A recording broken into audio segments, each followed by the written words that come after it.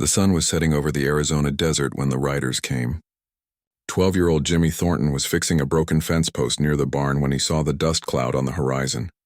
7 men on horseback were riding toward the ranch, and something about the way they moved made Jimmy's stomach feel tight.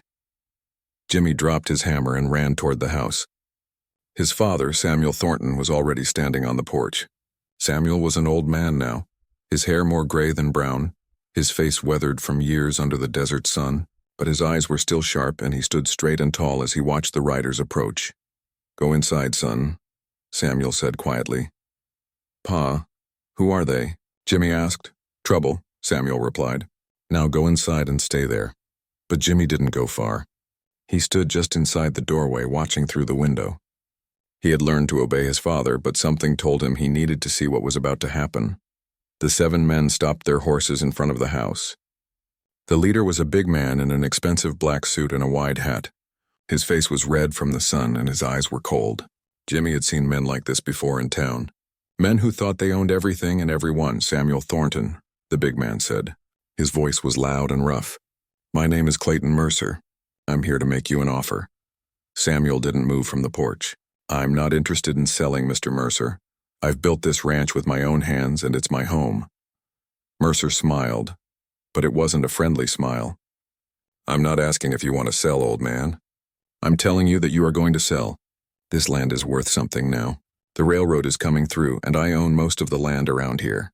Your little piece is in my way." "Then the railroad will have to go around," Samuel said.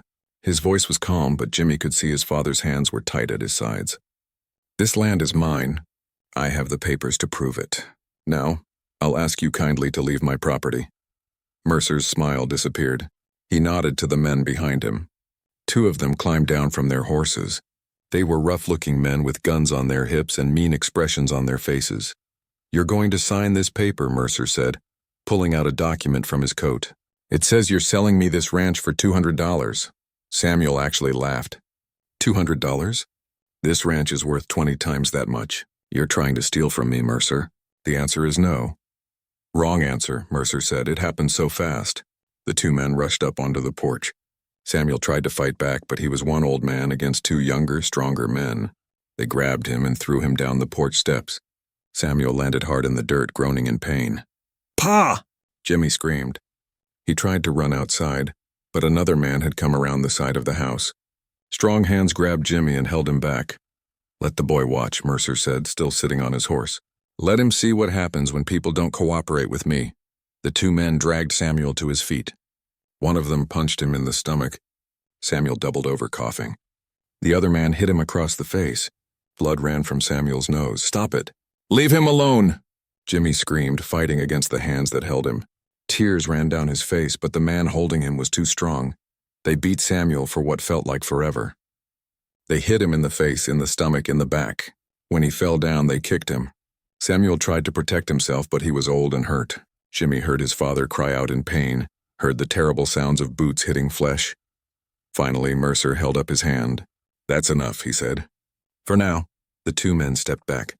Samuel lay in the dirt, barely moving. His face was covered in blood. His breathing was short and painful. Mercer climbed down from his horse. He walked over to Samuel and looked down at him like he was looking at a dead animal on the road. "You have 2 weeks, old man. 2 weeks to think about my offer. When I come back, you're going to sign that paper. If you're smart, you'll take the $200 and leave. If you're not smart," he shrugged. "Well, accidents happen out here in the desert. People disappear all the time." He turned to look at Jimmy. The boy was still being held by one of the men, tears streaming down his face. "You remember this, boy. Remember what happens to people who say no to Clayton Mercer." Then they were gone. The 7 men rode away, leaving behind dust and blood and a broken old man lying in the dirt. The moment they released him, Jimmy ran to his father. Pa, are you okay?" Samuel tried to speak, but he coughed up blood. Jimmy helped him sit up, then slowly, carefully helped him stand. It took a long time to get Samuel into the house and onto his bed. Every step made the old man groan with pain. Jimmy brought water and clean cloths. He washed the blood from his father's face as gently as he could. Samuel's eyes were swollen, his lips split.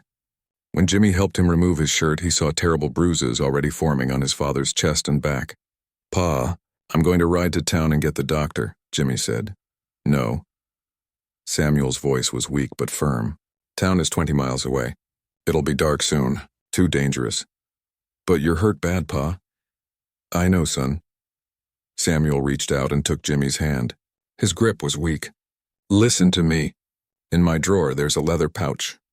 A medicine bag. Bring it to me. Jimmy found the pouch. It was old and worn, decorated with beads and strange symbols. He had never seen it before. What is this, Pa? A gift, Samuel said. From a friend. From Chief Nataji of the Apache. Jimmy's eyes went wide. Everyone knew about the Apache. They were fierce warriors. Some people in town spoke about them with fear, but Samuel had always spoken about them with respect. You never told me you knew the Apache, Jimmy said. Samuel tried to smile, but it turned into a wince of pain. There's a lot I haven't told you, son. I was a cavalry scout, you know that. But I wasn't like the other soldiers. I tried to be fair. I tried to be honest. When I left the army, I settled here because Chief Nantaje's people were nearby. I made a deal with them. I respect their land, I trade fairly, and we leave each other in peace. He coughed again, and more blood came up. Jimmy wiped it away, his hands shaking. Why didn't you tell me? Jimmy asked. Because I wanted you to grow up without fear, Samuel said. Without hate. I wanted you to see that the Apache are just people like us. Some good, some bad, but just people. They sat in silence for a while. Jimmy brought his father water and tried to make him comfortable. But as the night went on, Samuel's breathing got worse. His face was pale and he was sweating even though the night was cool. Jimmy, Samuel said in the darkness, come here. Jimmy sat beside the bed. If something happens to me, Samuel said, if I don't make it, you need to go to Chief Nantaje. You take that medicine bag. You show it to him. You tell him what happened here today. Pa, don't talk like that. You're going to be fine. Promise me, son. Promise me you'll go to him. I promise, Pa. Samuel squeezed his son's hand one more time, then closed his eyes. Jimmy sat beside him all night, listening to his father breathe, praying that morning would bring hope instead of sorrow. Samuel Thornton died on the third morning after the beating. Jimmy woke up to find his father cold and still in the bed. The boy didn't cry at first. He just sat there holding his father's hand, unable to believe that the strong man who had raised him alone was really gone. When the tears finally came, they came hard. Jimmy sobbed until he had no tears left. Then he stood up and did what needed to be done. He washed his father's body and dressed him in his best clothes. He couldn't dig a grave by himself, not deep enough, so he wrapped his father in blankets and carried him, piece by piece, up the hill behind the house. It took Jimmy all day to dig the grave. His hands blistered and bled, but he didn't stop. He buried his father on the hilltop where Samuel had always loved to watch the sunset. Jimmy made a cross from 2 pieces of wood and placed it at the head of the grave. I'm sorry, Pa, Jimmy said to the fresh dirt. I'm sorry I couldn't help you. I'm sorry I was too small and too weak. The wind blew across the hill, warm and dusty. Jimmy stood there until the sun began to set, painting the sky orange and red. Then he went back down to the empty house. That night, Jimmy counted the days. Mercer would be back in 11 days. The boy couldn't fight 7 grown men. He couldn't go to town for help because the sheriff was afraid of Mercer. Everyone knew that Mercer paid the sheriff to look the other way. Nobody in town would help a 12-year-old boy against Clayton Mercer. Jimmy looked at the medicine bag his father had given him. He thought about his promise. His father had told him to go to Chief Nantaje. It seemed crazy. How could he find an Apache chief in the vast desert? How could he even talk to them if he did find them? What if they killed him? But Jimmy had made a promise to his dying father, and he had nowhere else to turn. The next morning, Jimmy packed supplies. He took food, water, a knife, a blanket, and the medicine bag. He saddled his horse, a brown mare named Betsy that his father had taught him to ride. Then he locked the house and headed east, toward the mountains where his father had once told him the Apache people lived. The desert was beautiful and terrible at the same time. The sun beat down without mercy. The land stretched out forever, red rocks and sand and scattered cactus. Jimmy had been on short trips with his father, but never alone and never this far from home. He rode for hours. The horse was good and strong, but even Betsy needed rest. Jimmy stopped in the shade of rocks when the sun was highest, giving the horse water and resting himself. He ate a little food, though he wasn't hungry. Fear and sadness had taken away his appetite. On the second day, Jimmy realized he was lost. The mountains that had seemed so clear from the ranch now all looked the same. He had no idea which way to go. He picked a direction and kept riding, hoping it was right. The heat was worse than he had expected. His water was running low. Jimmy knew he should turn back, but what was there to go back to? An empty house and Clayton Mercer's deadline getting closer? No, he had to keep going. He had made a promise. On the third day, Jimmy's water ran out. He had found no streams, no springs. His lips were cracked and bleeding. His skin felt like it was on fire. Betsy was suffering too, her head hanging low as she walked. "I'm sorry, girl," Jimmy whispered to the horse. "I'm so sorry." He thought about his father. He thought about the beating, the blood, the way those men had laughed. Anger gave him strength to keep going. He wouldn't let Mercer win. He wouldn't let them take his father's ranch without a fight. But anger couldn't replace water. By the fourth day, Jimmy was barely conscious. He slid off the horse and tried to walk, but his legs wouldn't hold him. He fell to the hot sand. Betsy stood over him as if trying to protect him from the sun with her shadow. "I'm sorry, Pa," Jimmy whispered. "I tried. I really tried." The world started to go dark. Jimmy thought he must be dying. Maybe that was okay. Maybe he would see his father again. Then there were voices. Hands lifted him. Water touched his lips. Jimmy tried to drink, but someone held the water back, giving him only small sips. "Slow," a voice said in words he didn't understand. Slow. When Jimmy opened his eyes again, he was lying in shade. A leather shelter was above him, blocking the sun. Faces looked down at him. Dark faces with strong features and eyes that studied him carefully. Apache. Jimmy's heart raced with fear, but he was too weak to move. One of the faces belonged to a young woman. She held a water skin and gave him another small sip. The water was the most beautiful thing Jimmy had ever tasted. "Thank you," he whispered. The woman said something in Apache. An older man appeared, a warrior with gray in his long black hair. He looked at Jimmy with curious eyes. "Why white boy alone in desert?" the man asked in broken English. Jimmy tried to sit up, but the woman pushed him gently back down. "Easy," she said, one of the few English words she seemed to know. "I'm looking for Chief Nantaje," Jimmy said. His voice was rough and weak. "I have something for him." "A message." The warrior's eyes narrowed. "You know Chief Nantaje?" "My father knew him. My father was Samuel Thornton." Something changed in the warrior's face. Recognition, maybe. "Or respect." "You are son of Thornton? The rancher who lived near the Red Rocks?" "Yes," Jimmy said. "My father is dead. Bad men killed him. Before he died, he told me to find Chief Nantaje. He gave me this." Jimmy pulled the medicine bag from inside his shirt. He had kept it close to his body the whole journey. The warrior's eyes widened when he saw it. "Wait here," the warrior said. He stood and walked away quickly. The young woman stayed with Jimmy, giving him more water and a little food. Jimmy's head was spinning. He couldn't believe he had actually found Apache people. More than that, they knew his father. After what felt like a long time, the warrior returned. With him was a tall man dressed in deerskin clothes. The tall man's hair was gray, but his body was strong. His face was weathered but kind. Around his neck he wore a necklace of bear claws. "I am Nantaje," the man said. His English was better than the warrior's. "You are Samuel's son?" "Yes, sir." "I'm Jimmy." Nantaje knelt beside him. "Your father was a good man. One of the few white men I trusted. Where is he now?" "He's dead," Jimmy said, and the tears came again. "They killed him. They beat him in front of me, and he died 3 days later." "Who did this?" Nantaje's voice was quiet, but there was steel in it.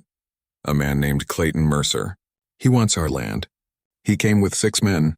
They beat my father when he wouldn't sell. Mercer said he would come back in 2 weeks. He said he would take the land anyway." Jimmy pulled out the medicine bag again. "Pa said to show you this.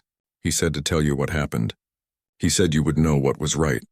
Nantaje took the medicine bag carefully. He held it in both hands, looking at it for a long moment. When he looked back at Jimmy, there was sadness in his eyes. "I gave this to your father many years ago," Nantaje said. "It was during a hard winter. My people were hungry. Your father shared his food with us. He could have turned us away. Other white men would have shot at us. But Samuel Thornton opened his door and gave us what he had. I gave him this bag to show my respect, to show that he was a friend to my people." The chief stood up and called out in Apache. More warriors gathered around. Nantaje spoke to them in their language, holding up the medicine bag. Jimmy couldn't understand the words, but he could hear the respect in Nantaje's voice when he talked about Samuel. "You will rest here," Nantaje told Jimmy. "You will eat and drink and grow strong again. Then we will talk about this man, this Mercer, and what must be done. Will you help me?" Jimmy asked. Hope and fear mixed in his chest. Nantaje looked at the boy for a long moment. "Your father helped my people when we needed help. He treated us like human beings, not animals. This is rare among white men. Yes, young Jimmy, I will help you, and when I am done, this Mercer will wish he had never touched Samuel Thornton."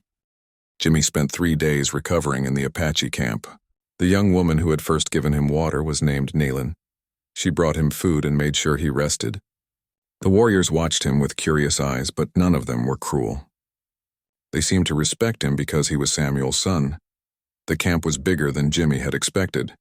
There were many leather shelters spread across a valley between red rock cliffs. Women worked on clothes and prepared food. Children played games. Warriors sat in groups talking and checking their weapons. It looked like a small town, but one that could pack up and move at any time. On the 4th day, Nantaje came to Jimmy. "You are stronger now?" "Yes, sir," Jimmy said. "Thank you for helping me." "Come," Nantaje said. "We have much to discuss." Jimmy followed the chief to a larger shelter at the center of the camp. Inside, several older men sat in a circle. These were the elders and important warriors. They all turned to look at Jimmy as he entered. Some faces were friendly. Others were hard and suspicious. "Sit," Nantaje said, pointing to a spot in the circle. Jimmy sat down, feeling nervous. These were fierce warriors. Men who had fought soldiers and survived in the harsh desert. What could a 12-year-old boy say to men like this? Nantaje spoke in Apache for several minutes. Jimmy recognized his father's name and the name Mercer. The chief held up the medicine bag and showed it to the council. Some of the men nodded. Others frowned and spoke back in Apache. Finally, Nantaje switched to English. "I have told them your story, Jimmy. I have told them about your father and how he died. Now you must tell them yourself. Speak from your heart. Tell them everything." Jimmy took a deep breath. He told them about the day Mercer came. He described the beating, how he had been forced to watch how his father had died slowly over 3 days. He told them about burying his father on the hill and about the long, terrible journey through the desert. "My father always spoke highly of your people," Jimmy said. "He said you were honest and brave. He said Chief Nantaje was a man of honor. That's why he sent me here, because he knew if anyone would understand what justice means, it would be you." When Jimmy finished, there was silence. Then one of the older warriors spoke. His face was angry and his voice was sharp. Nantaje translated. "Goyakla says this is a white man's problem. He says white men fight each other all the time. Why should Apache warriors risk their lives for a white boy's land?" Another warrior spoke. Nantaje translated again. "Biminak says white men have taken much from us. They have pushed us from our hunting grounds. They have killed our people. Why should we help any of them?" Jimmy felt his hopes sinking. They were right. Why should they care about him? The Apache had their own problems, their own enemies. But then a third warrior stood up. He was younger than the others, maybe 30 years old, with a scar across his cheek. He spoke passionately in Apache, gesturing as he talked. Nantaje listened, then translated. Dateste speaks different words. He remembers the winter when Samuel Thornton shared his food. He says Samuel could have let us starve, but he didn't. He says Samuel was one of the few white men who saw us as human beings, not animals or enemies. The young warrior kept speaking. Nantaje continued to translate. Dateste says men like Mercer are the real problem. These are the men who steal land, who break promises, who kill without honor. He says if we let men like Mercer do whatever they want, soon they will come for our land too. They will come for our water, our hunting grounds, everything we have left. More warriors began to speak. The discussion grew heated. Some agreed with Dateste. Others still thought it was too dangerous to get involved in white men's fights. They argued back and forth in Apache while Jimmy sat quietly, trying to understand what was happening. Then Goyakla, the old warrior who had first objected, stood up. Everyone went quiet. He was clearly respected by all of them.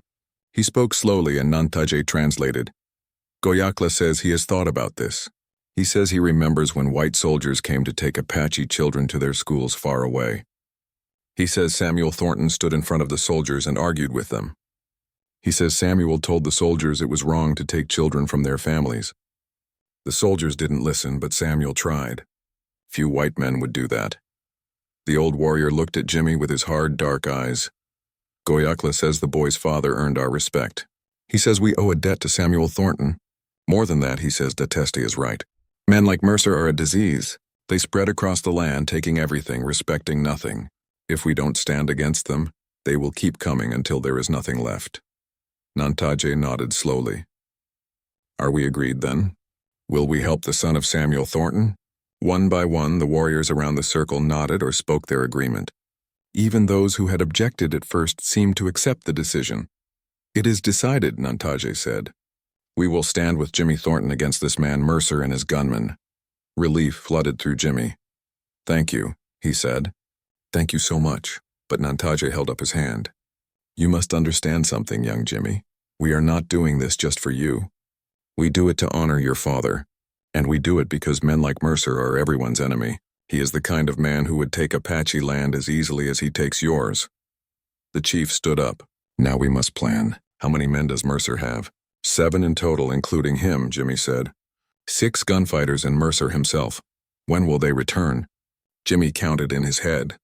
I've been gone 7 days now. They said 2 weeks. So they should come back in 7 more days, Nantaje nodded. We have time then. He called out the shelter opening in Apache. Several young warriors came running. Nantaje gave them orders and they ran off in different directions. What are they doing? Jimmy asked. Sending messages, Nantaje explained. There are other Apache bands in the mountains. Bands led by my cousins and brothers. We are asking them to join us. Not just for your father, but to send a message to all the men like Mercer, to show them that there are still those who will stand against injustice. Over the next 3 days, warriors began arriving at the camp. They came in small groups, some from nearby, others from far away. Each group that arrived was greeted by Nantaje and told the story of Samuel Thornton and his son. Jimmy watched in amazement as the camp grew larger. More shelters went up. More horses were tethered near the water. More warriors sat around fires cleaning their weapons and preparing for what was to come.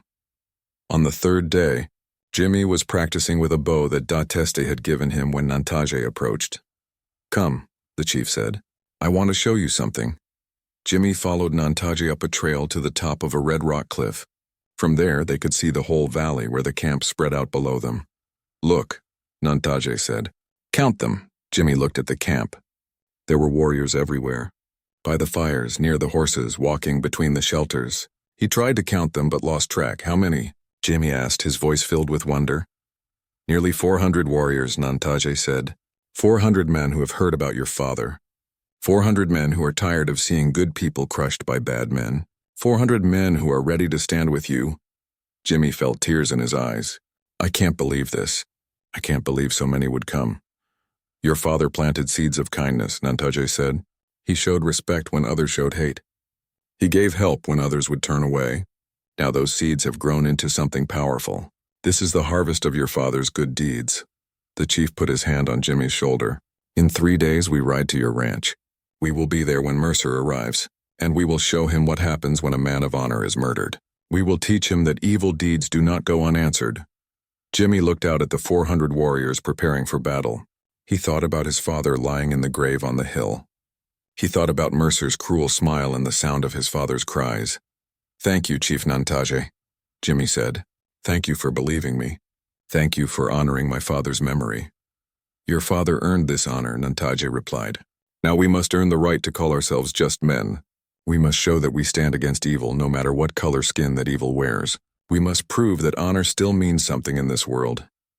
As the sun set over the Apache camp, Jimmy felt something he hadn't felt since his father died. He felt hope. And more than that, he felt the presence of something his father had always talked about. But Jimmy had never fully understood until now. He felt justice stirring, like thunder before a storm. The journey back to the Thornton Ranch took 2 days. 400 Apache warriors moved across the desert like a river of strength and determination. They rode horses, walked, and moved in organized groups that Jimmy had never seen before. These weren't random raiders. They were disciplined warriors led by experienced chiefs. Jimmy rode beside Chief Nantaje at the front. The chief had given him new clothes, Apache style, and a good horse to replace poor Betsy, who was resting back at the camp. Jimmy wore his father's medicine bag around his neck where everyone could see it. "You are quiet," Nantaje observed as they rode. "I'm thinking about what will happen," Jimmy said. "What if Mercer brings more men? What if there's a fight?" "Are you afraid?" Nantaje asked. Jimmy thought about lying, but his father had taught him to be honest. "Yes, sir, I'm afraid." "Good," Nantaje said. "Fear is not weakness. Fear keeps you alert. It's what you do with your fear that matters. Brave men feel fear and act anyway. Cowards let fear control them." "What if people get hurt because of me?" Jimmy asked. "What if warriors die protecting my land?" Nantaje looked at him seriously. "These warriors are not children. They chose to come. They understand what they fight for. They fight for honor. They fight for justice. They fight to send a message that evil men cannot do whatever they want without consequences." The chief paused, then continued. "Your father understood something important. He understood that we are all connected. When he helped my people during that hard winter, he didn't think about what he would get in return. He did it because it was right. Now we help his son for the same reason. Not for payment, not for reward, but because it is right." On the second day, they reached the hills near the Thornton Ranch. Nantaje called a halt. He sent scouts ahead to look at the land and find the best positions. "Mercer will come tomorrow," Nantaje said. "It is the 14th day. We must be ready." That night, the warriors spread out across the hills surrounding the ranch. They moved silently like ghosts. Jimmy couldn't believe how 400 men could hide so completely. But when he looked at the hills in the moonlight, he could see nothing. They had vanished. Nantaje kept Jimmy close. "Tomorrow you will stand in front of your father's grave. You will face Mercer when he comes." "Alone?" Jimmy's voice shook a little. "Not alone," Nantaje said. "Never alone. We will be behind you, around you, protecting you. But Mercer must see you first. He must think you are a boy by himself. Let him feel confident. Let him come close. Then we will show him the truth." Jimmy barely slept that night. He lay wrapped in a blanket staring at the stars, thinking about his father, thinking about what tomorrow would bring. When the sun rose on the 14th day, Jimmy walked up the hill to his father's grave. His legs felt weak, but he forced himself to keep walking. He stood by the wooden cross he had made, looking down at the fresh dirt that covered Samuel Thornton. "I brought them, Pa," Jimmy whispered. "Just like you said, Chief Nantaje came, and he brought warriors, so many warriors. I hope I'm doing the right thing. I hope you're proud of me." The wind blew across the hilltop, warm and gentle. Jimmy imagined it was his father's hand on his shoulder, telling him to be strong.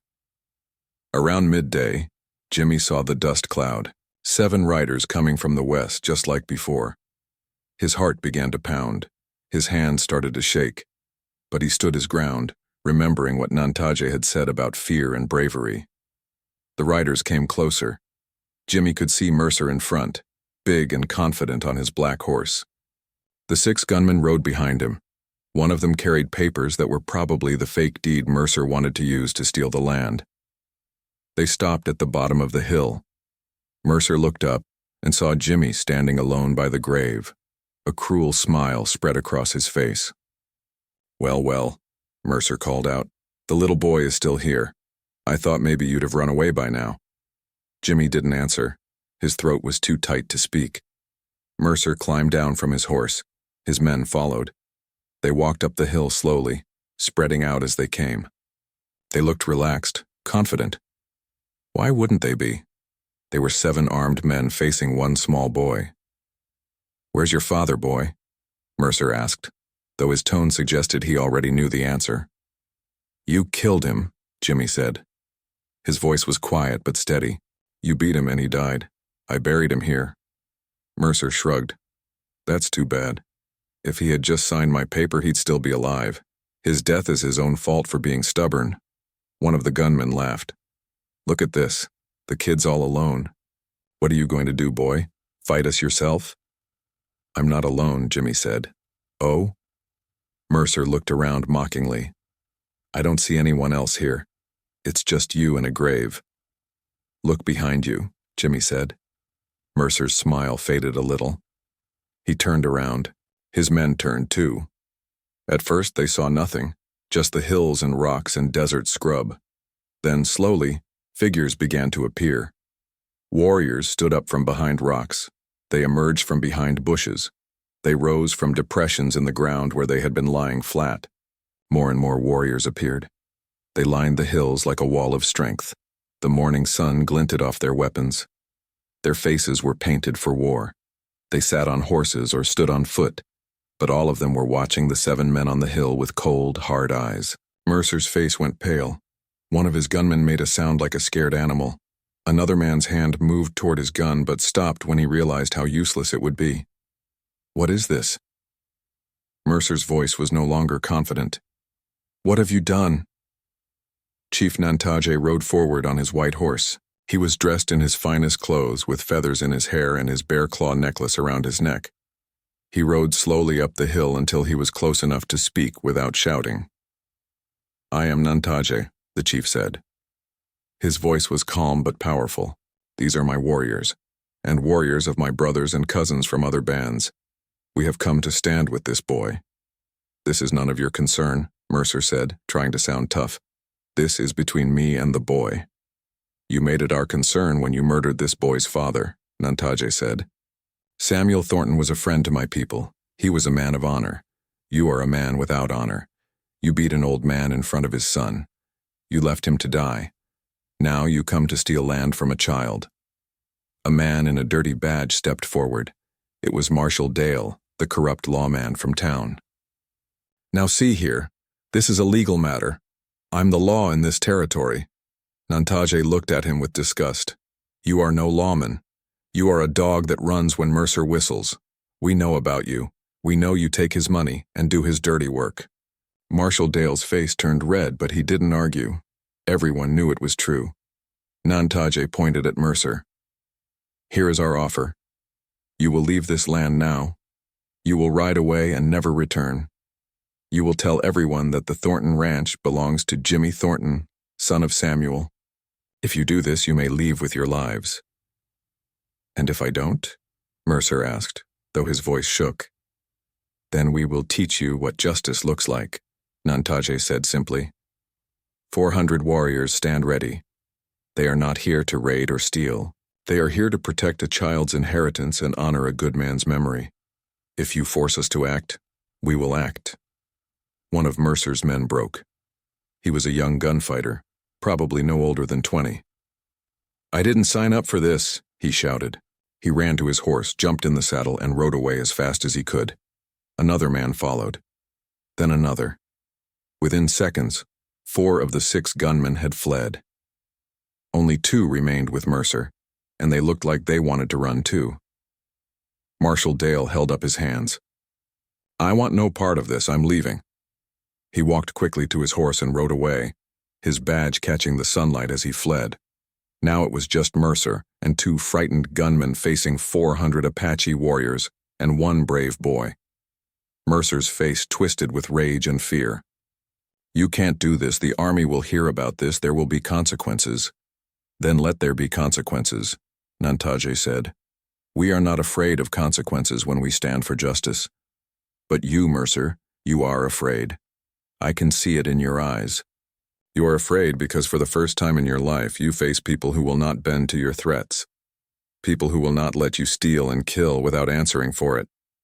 Mercer looked at Jimmy with pure hatred. This isn't over, boy.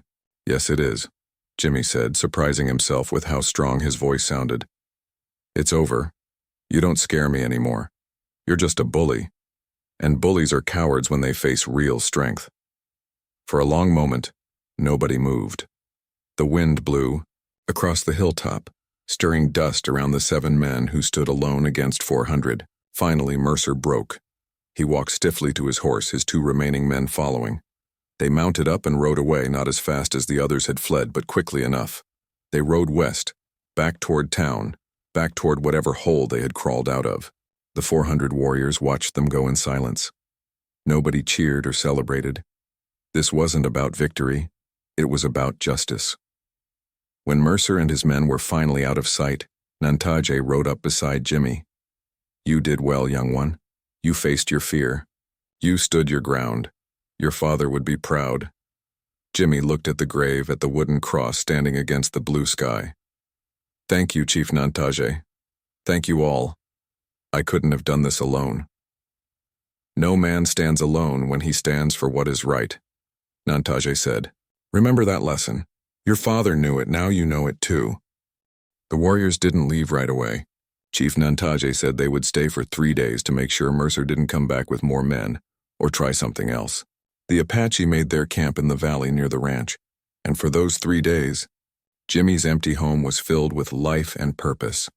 On the first day, warriors helped Jimmy repair things around the ranch that had been broken or neglected.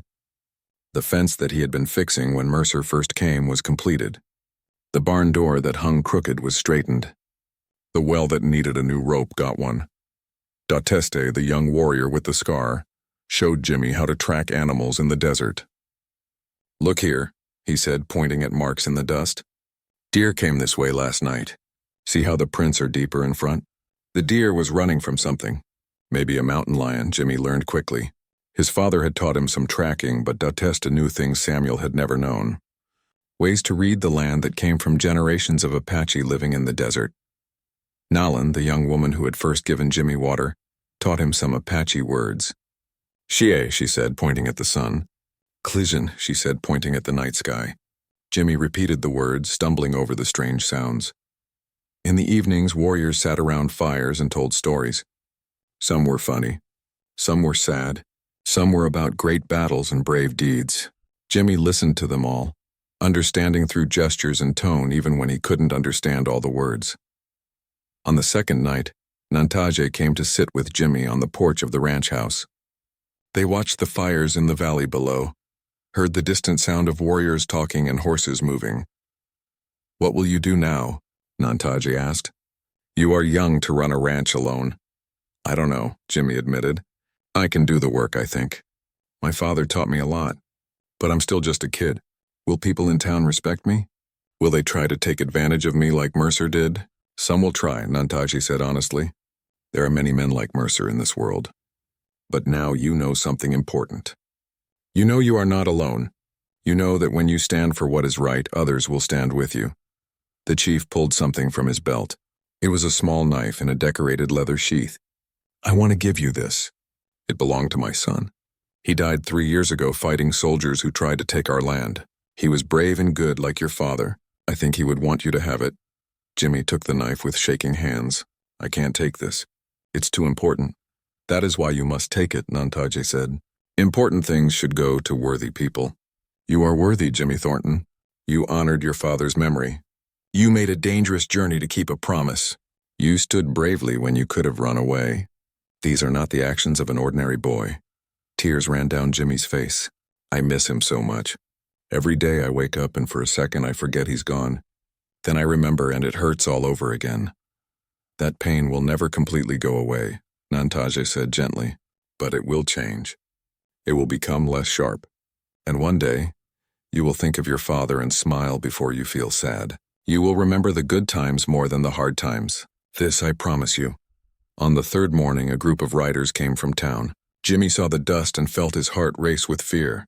Were these more of Mercer's men? But Nantaje was calm. Wait and see, the chief said. The riders were townspeople. Jimmy recognized Mr. Henderson, who ran the general store, Mrs. Chen, who owned the hotel, and several farmers who had land near town. They stopped at the edge of the Apache camp, looking nervous. Mr. Henderson called out, "We come in peace. We want to talk to the boy, Jimmy Thornton." Nantaje nodded to Jimmy. "Go hear what they have to say. I will be with you." They walked down together. The townspeople climbed down from their horses. Mrs. Chen stepped forward. She was a kind woman who had always been nice to Jimmy and his father. "Jimmy," she said, "we heard what happened. We heard about your father and about Mercer. We heard about—" She glanced at the Apache warriors all around them. "About your friends. What do you want?" Jimmy asked, trying to sound braver than he felt. Mr. Henderson spoke up. "We want you to know that not everyone in town is like Mercer or that coward Marshall Dale. Your father was a good man. He always paid his debts and treated everyone fairly. We're ashamed that we didn't help him when Mercer came." "Why didn't you?" Jimmy asked. The question came out sharper than he intended. The townspeople looked at each other uncomfortably. Finally, old Mr. Jameson, a farmer, spoke. "Because we were afraid. Mercer controls a lot around here. He owns the bank. He owns the railroad contracts. If you cross him, he can ruin you. We told ourselves it wasn't our business. We were wrong." "Yes, you were," Nantaja said quietly. His words hung in the air like a judgment. Mrs. Chen stepped closer. "We can't undo what happened to your father, but we can make sure it doesn't happen to you. We've sent a telegram to the territorial governor. We told him about Mercer, about the corruption, about everything. The governor is sending investigators. Mercer left town last night," Mr. Henderson added. "Took what money he could carry and ran. Marshall Dale, too. They knew the truth was coming out and they couldn't face it. We also took up a collection," Mrs. Chen said. She held out a leather pouch. "It's not much, but it should help you keep the ranch going until you can sell your cattle in the fall." Jimmy took the pouch, feeling the weight of coins inside. "Why are you doing this now?" "Because we saw what real courage looks like," Mr. Jameson said, looking at Nantaja and the warriors. "We saw what happens when people stand up for what's right instead of hiding behind fear. Your father had that courage. You have it too, even as young as you are, and your Apache friends showed it to all of us." He turned to Nantaja. "Chief, we know there's been bad blood between our peoples. We know terrible things have been done on both sides, but Samuel Thornton proved that understanding is possible. Respect is possible. We'd like to try to follow his example." Nantaja studied the townspeople for a long moment. "Words are easy. Actions are hard. We will see if you mean what you say." "We do," Mrs. Chen said firmly. "We're forming a town council to replace the corrupt marshal. We're going to make sure laws are followed fairly, and we're going to make sure that Jimmy Thornton's ranch is protected. Anyone who tries to take advantage of this boy will answer to all of us." Jimmy felt something warm spreading in his chest. Hope, maybe, or faith in people. "Thank you," he said. "Thank you all." The townspeople didn't stay long. They were still nervous around so many Apache warriors. But before they left, each one shook Jimmy's hand and promised to look out for him. After they left, Nantaja announced it was time for the warriors to return to their homes. The 3 days were over and the message had been sent. Mercer was gone. The ranch was safe. There was no more need to stay. Warriors began packing up their camps. They moved efficiently, and within hours the valley was nearly empty. Groups of warriors came to say goodbye to Jimmy. Some gave him small gifts. A woven bracelet, a carved wooden horse, a polished stone. Each gift was given with respect. Dateste was one of the last to leave. "You fight good for small white boy," he said with a slight smile. "You remember tracking I taught you?" "Every bit of it," Jimmy promised. "Good. You come visit us sometime. Bring food." He smiled wider. "Your father's son always welcome in our camp." Finally, only Nantaja remained. He stood with Jimmy in front of the ranch house looking at the grave on the hill. "I have one more thing to do," Nantaja said. He walked up the hill to Samuel's grave. Jimmy followed. At the grave, Nantaja knelt down. He spoke in Apache for several minutes, words that Jimmy couldn't understand but could feel the meaning of. "Thanks. Respect. Farewell to a friend." When he stood up, Nantaja placed a single eagle feather on the grave. "In my culture, the eagle is sacred. It flies highest, sees farthest. We give eagle feathers to honor our greatest warriors and wisest leaders. Your father earned this honor." He turned to Jimmy. "I am giving you an Apache name. You will always be Jimmy Thornton to white people. But to my people, you are Dakea. It means one who keeps faith. You kept faith with your father's memory. You kept faith with your promise to find me. You kept faith with justice when it would have been easier to run away." Nantaja placed both hands on Jimmy's shoulders. "You will face hard times, Dakea. The world is not always kind to those who stand for what is right. But remember this day. Remember that you are not alone. Remember that your father's goodness created bonds stronger than any law or contract. These bonds will protect you." "Will I see you again?" Jimmy asked. "Yes," Nantaja said. "When you need help, send word. When we need a friend, we will come to you. The bond between your family and my people is not broken by death. Your father started something good. Now it is your job to continue it." They embraced. An old Apache chief and a 12-year-old boy, bound together by respect and shared loss and the memory of a good man. Then Nantaje mounted his white horse and rode away. Jimmy watched until the chief disappeared into the desert, dust rising behind him like a farewell wave. Jimmy stood alone in front of his house, the house his father had built. He looked at the grave on the hill, at the repaired fence at the strong door of the barn.